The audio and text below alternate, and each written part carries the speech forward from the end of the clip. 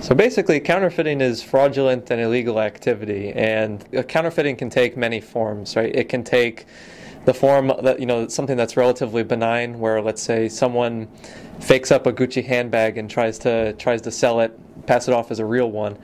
It can also take the form of something a little bit more serious and potentially life-threatening, where someone tries to introduce fake pills into the pharmaceutical supply chain. Probably the form that most everyone's familiar with is currency counterfeiting. Fake, suitcases of fake U.S. currency showing up on the market. There's hundreds of anti-counterfeiting technologies out on the market right now, but most of them are very narrowly limited to certain circumstances or certain applications, whereas ours can be made to fit the needs of many different applications. So the microparticles that we're making are approximately the size of them is about the width of a human hair, to give you some dimension.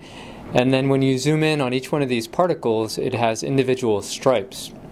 And each one of these stripes has a different color to it.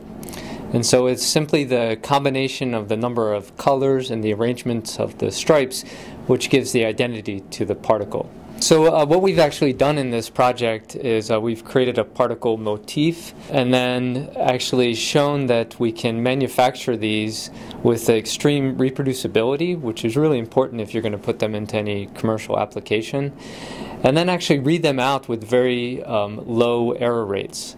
So we're not mistaking the identity of a code when we read it out of a blister packer currency. And then another very important thing we wanted to do is to make sure that when we read them out, that you don't need $1 million machine to read out the particle, but it's something very small, compact, and economical. And what we've been able to achieve is just simply using iPhones or consumer phones to read these out. So this is the prototype decoder that we developed as a lab scale. So this device consists of 3 parts, eyepiece, and then illumination part, and an objective.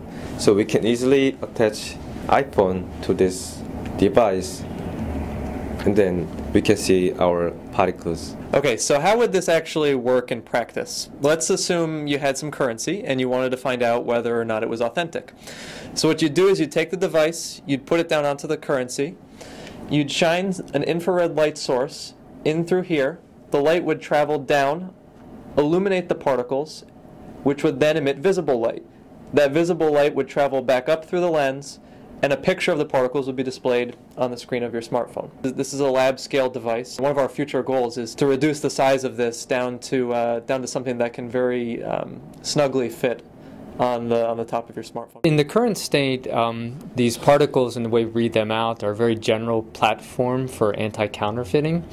And the nice way about them is that we can add other modules onto them and tailor them for individual niche markets. So in pharmaceuticals, you may want to not only have the particles we currently have, but add on other sensors, and we can very easily do this.